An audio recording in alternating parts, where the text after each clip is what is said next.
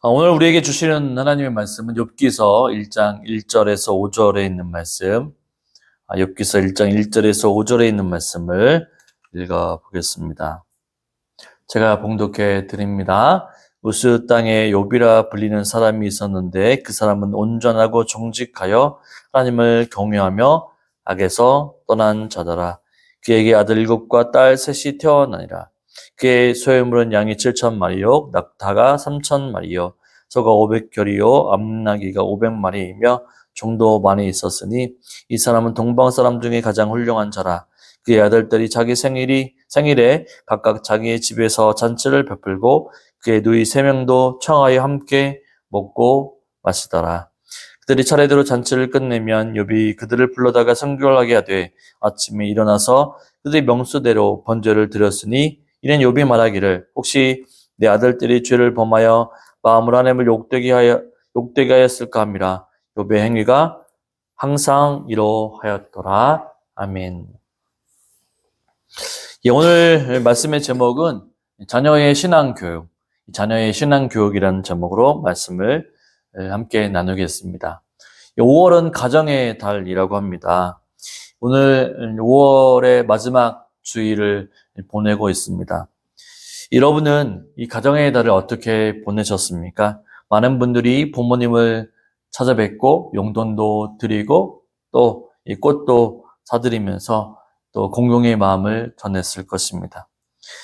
많은 부모들이 자녀의 미래에 대해서 걱정을 합니다. 이 부모라고 한다면 다들 그러한 마음을 가지고 있을 것입니다. 나보다 자녀가 더 좋은 환경에서 자라고 나보다 더 좋은 성적을 거두고 나보다 더 좋은 직장을 구하고 나보다 더 좋은 환경과 여건 속에서 살아가기를 소망하고 또 기도하고 있습니다. 꼭 그렇게 살았으면 하는 것이 부모의 바람일 것입니다. 뿐만 아니라 내 아이가 신앙적으로는 나보다 더 좋은 신앙으로 하나님을 섬기면 좋겠다라고 하는 그런 소망이 있습니다. 나보다 믿음이 좋아서 어떤 문제와 상황이 온다 할지라도 하나님이 함께 하시면 할 수 있어. 나에게 하나님이 있어. 오늘 또 하나님이 내 인생을 책임져 주실 거야. 라고 하는 이런 인생, 이런 신앙으로 나아가기를 소망하고 있습니다. 그러나 상황은 어떻습니까? 이상과 현실은 매우 다른 것 같습니다. 부모의 생각과 기대만큼 자라준다면 좋겠지만 그렇지 않은 경우가 대부분이죠. 오히려 부모의 소망대로 되지 않고 전혀 예상하지 못한 상황으로 되기도 합니다. 자녀들이 어느 정도 크면 성장하게 되면 부모의 말을 잘 듣지 않고 자기의 주장이 세지죠. 일명 사춘기라고 하기도 합니다. 말을 하면 잘 안 듣습니다. 대꾸도 잘 하지 않습니다.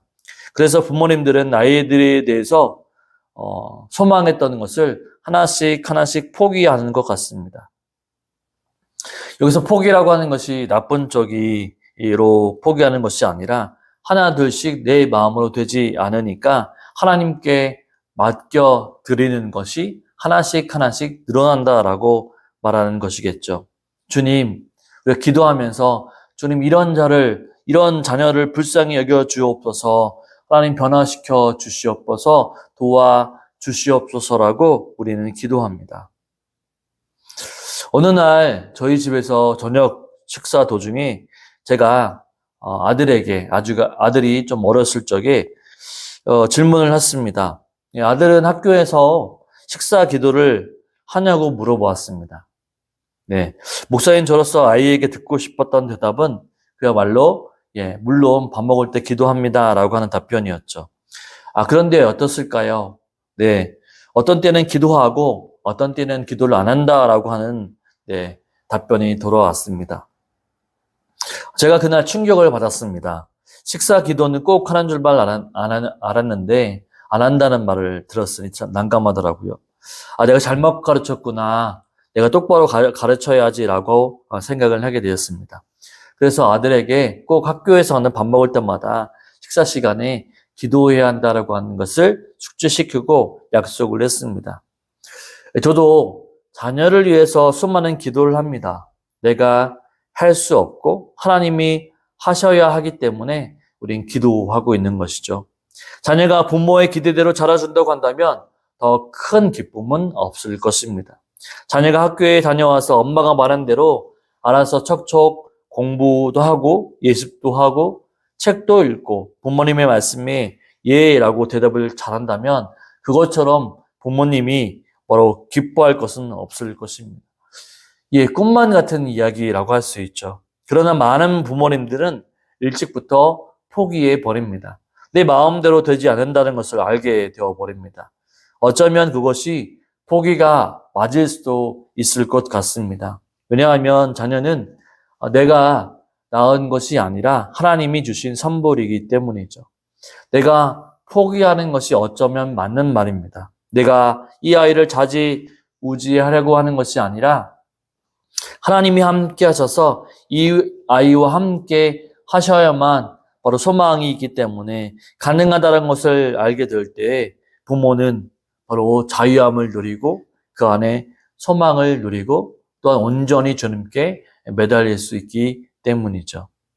자녀들을 어떻게 가르치고 신앙적으로 양육할 것인가라고 하는 것은 분명히 부모의 문제입니다. 그러나 저만 문제가 아니라 우리 모두의 문제라고 말할 수 있는 거죠. 질풍노도의 시기에 있는 중고등부 아이들을 둔 부모님들은 아마도 마음이 타들어갈 것입니다. 도대체 어떻게 하면 이들을 가르칠 것인가? 어떻게 하면 이들을 신앙적으로 잘 올바로 지도할 것인가? 어떻게 하면 주님께 인도할 것인가가 우리의 숙제이기도 합니다. 사랑하는 성도 여러분, 어떻게 자녀를 양육해야 할까요? 어떻게 하면 하나님께 맡기고 키울 수 있을까요? 바로 자녀의 신앙교육이라는 제목으로 함께 은혜를 나누기를 원합니다. 오늘 본문 1장 1절을 한번 읽어보겠습니다. 우스 땅에 욥이라고 불리는 사람이 있었는데 그 사람은 온전하고 정직하여 하나님을 경외하며 악에서 떠난 자더라. 아멘. 욥이라고 하는 인물을 생각해 보면 대부분 인내, 고난이라고 하는 단어를 생각하게 될 것입니다. 바로 욥은 고난 가운데서 하나님을 신뢰하며 믿음을 잃지 않았던 위대한 인물입니다. 또한 욥은 훌륭한 부모로서 신앙을 가졌던 인물이기도 합니다. 오늘 본문 1절에서 욥을 이야기할 때 무엇이라고 소개하고 있습니까?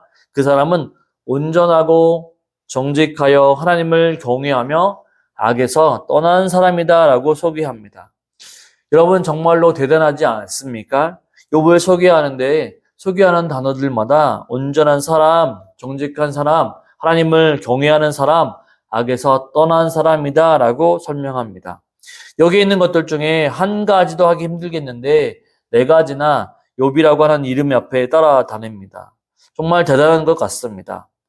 욥을 소개할 때 1장 1절의 구절과 거의 똑같은 구절이 2장 3절에 나오는데 2장 3절에는 그와 같이 온전하고 정직하여 하나님을 경외하며 악에서 떠난 자가 세상에 없느니라. 아멘.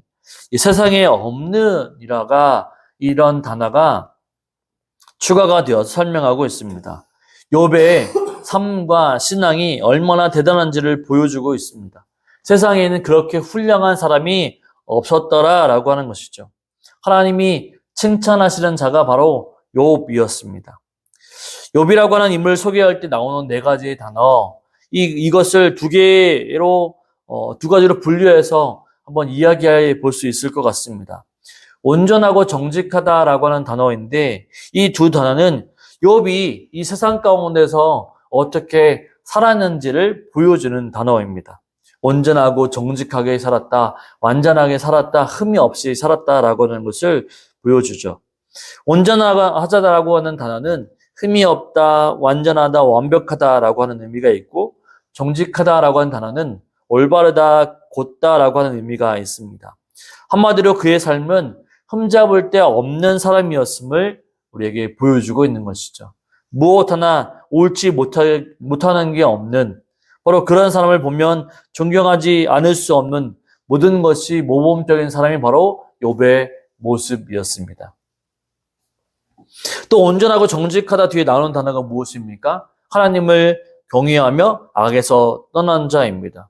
이 두 가지의 단어는 욥의 신앙적인 모습이 어떠했는지를 보여주고 있는 것이죠. 욥의 신앙은 바로 하나님을 경외하는 신앙이었습니다. 여기서 경외라고 하는 단어는 주권자이신 하나님의 권위와 거룩함에 대해서 피조물인 인간이 공경하는 마음에서 갖게 되는 두려움을 의미합니다. 무서워해서 두려워하는 것이 아니라 공경하는 마음이 커서 두렵고 떨리는 것을 의미하죠. 또한 그의 신앙은 악에서 떠난 신앙이었습니다. 여러분, 악에서 떠났다라고 하는 말이 무엇입니까? 그것은 바로 악을 멀리했다라는 의미입니다. 악한 곳, 악향이 있는 곳에는 얼씬거리지 않았다라고 하는 거죠. 두리번거리지 않았습니다. 이처럼 욥의 모습을 정리하면 욥은 세상을 살아가는 삶의 모습에서나 하나님을 믿는 믿음의 신앙에서나 모두 똑같은 삶, 잃지 않은 삶을 살았다라고 하는 것을 우리에게 보여주고 있습니다. 욥의 모습은 신앙 따로, 생활 따로, 따로따로가 아니라 신앙과 삶이 일치하는 믿음이었습니다.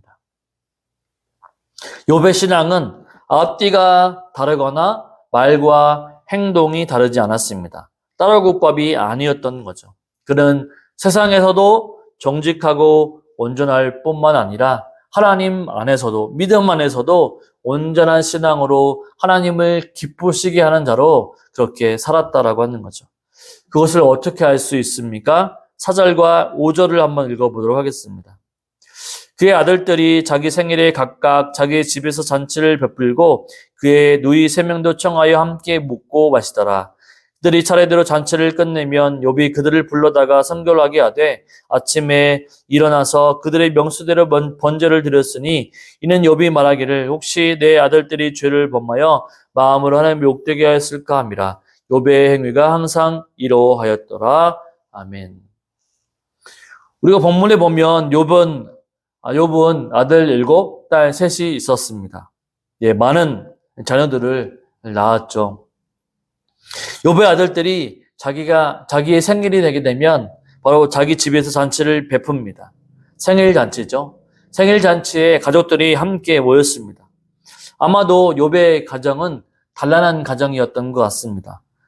생일에 온 가족이 함께 모여서 생일 잔치를 벌입니다. 그리고 즐겁게 먹고 마십니다. 그리고 그 잔치가 끝나고 아침에 욥이 하는 행동이 있었습니다. 그것이 무엇이었습니까?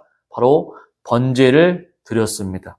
예배를 드렸던 거죠. 그것들도 또한 바로 그 자녀들의 명수대로 그들의 숫자대로 번제를 드렸습니다. 번제를 왜 드렸을까요? 5절에 나와 있는 것처럼 그들을 성결하기 위해서였다라고 얘기하고 있습니다. 번제를 통해서 예배를 통해 그들의 죄악을 고백하고 거룩해지기 위해서 바로 죄를 지었을까봐 하나님께 용서를 해달라고 그렇게 번제를 드렸던 거죠. 5절 후반절에 보면 번제를 드린 목적에 대해서 설명합니다. 무엇이냐면 이는 욥이 말하기를 혹시 내 아들들이 죄를 범하여 마음으로 하나님을 욕되게 하였을까 함이라. 욥은 아들들이 마음으로 하나님을 욕되게 하지는 않았을까 해서 번제를 드렸습니다. 여러분 정말 대단하지 않습니까? 우리 같으면 우리의 죄도 고백하기 쉽지 않은데 욥은 자녀들의 생일 잔치에 죄를 지을 일이 얼마나 많이 있었습니까? 있겠습니까? 우리 같으면 먹고 마시고 생일 축하하고 차 마시고 운동하고 그게 끝인데 그런데도 욥은 혹시나 그런 와중에도 마음으로 하나님을 욕되게 하는 것이 있을까? 혹시 있을 수 있으니 하나님께 죄를 용서해 달라고 번제를 드리고 있는 거죠. 그리고 5절 마지막 부분에 무엇이라고 설명합니까? 욥의 행위가 항상 이러하였더라라고 고백하고 있습니다. 그렇습니다. 욥은요 일시적인 신앙, 한번 보여주기 신앙이 아니었습니다. 욥은 항상 자녀들 앞에서, 세상 사람들 앞에서, 그리고 믿음의 사람들 앞에서도 항상 같은 모습을 보여주었죠. 욥의 신앙은 항상 똑같았습니다. 세상이라서 다르고 교회라서 다르고 직장이라서 다르고 집이라고 해서 다르지 않았던 거죠. 언제나 동일하게 하나님을 믿는 신앙 그대로 세상 가운데서 하나님의 사람으로 살아가는 사람이었습니다. 오늘 우리에게 필요한 것이 무엇입니까? 우리가 우리 자녀들에게 보여주어야 할 신앙이 무엇입니까? 우리가 우리 자녀들에게 물려주어야 할 신앙이 무엇입니까? 그것은 바로 신앙과 삶이 일치한 바로 믿음입니다. 신앙과 삶이 일치하며 살아간다는 것이 매우 어려운 일이죠. 하지만 우리는 그렇게 살아가야만 합니다. 그리스도인은 신앙과 삶이 따로 구분되어서는 안 됩니다. 따로 일 수는 없죠. 신앙은 신앙대로이고 믿음은 믿음대로이고 교회에서나 믿음대로 사는 것이고 세상에서는 세상적인 가치관으로 살아가는 것. 바로 모든 사람들이 그렇게 살아가지만 그리스도인들은 그렇게 살지 않아야 합니다. 이중적인 삶, 그것은 정말로 그렇게 어렵게 사는 삶이 아니죠. 쉬운 일입니다. 성경은 그것을 바로 말하지 않습니다. 마태복음 5장 13절을 같이 한번 읽어보겠습니다. 너희는 세상의 소금이니 소금이 만일 그 맛을 잃으면 무엇으로 짜게 하리요? 후에는 아무 쓸데없어 다만 밖에 버려져 사람에게 밟힐 뿐이니라. 아멘. 소금이 소금의 역할을 하지 못하면 아무 쓸데가 없습니다. 그래서 버려지게 되죠. 아무 소용이 없습니다. 그러나 소금이 소금의 역할을 하게 되면 맛을 냅니다. 썩지 않게 하는 방부제 역할을 하죠. 쓰임받게 됩니다. 우리도 마찬가지입니다. 우리의 신앙이 삶과 일치하게 되면 역사가 일어납니다. 무능함과 무능력이 사라집니다. 주님 앞에 쓰임받게 됩니다. 우리 자녀들에게 보여줄 신앙이 있다고 한다면 바로 그런 신앙 아니겠습니까? 맛을 잃어버려서 땅에 버려지는 신앙이 아니라 능력과 역사가 일어나는 신앙이 우리에게 보여주어야 하지 않겠습니까? 이 믿음을 우리 자녀들에게 우리는 보여주어야 하지 않겠습니까? 하나님이 살아계시다. 믿음으로 살면 하나님 역사하신다라고 하는 것을 교회에서뿐만 아니라 우리 삶 속에서 보여주어야 하고 그것을 우리 자녀들에게 가르쳐 주어야 합니다. 무슨 일이 일어났을 때 습관적으로 기도하는 것이 아니라 매일 새벽에 기도하는 모습을 보여주십시오. 그럴 때 우리 자녀들이 우리 부모님은 언제나 기도하는 사람이구나, 기도하는 부모님이시구나 라고 하는 것을 깨닫게 됩니다.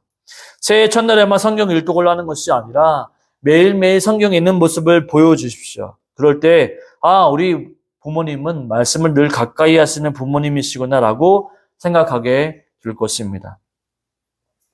남편의 월급이 올랐을 때, 승진했을 때, 아이들의 성적이 올랐을 때만 하나님께 감사하는 것이 아니라 순간순간 하나님께 감사해 보십시오. 그럴 때 우리 부모님은 매일매일 하나님께 어떤 순간에도 감사하는 분이시구나, 감사가 입술에 또 자꾸자꾸 나오시는구나 라고 그렇게 기억하게 될 것입니다. 그리고 그 모습을 보고 우리 자녀들이 그런 모습을 닮아가게 될 것입니다. 저와 여러분의 신앙이, 부모의 신앙이 따라국밥이 아니라 언제나 일치된 모습, 신앙과 또 삶이 일치된 모습으로 자녀들에게 귀감이 되고 스승이 되고 영적인 스승이 될 수 있는, 믿음의 본이 될 수 있는 부모님들이 다 되시기를 주님의 이름으로 축원을 드립니다. 아멘.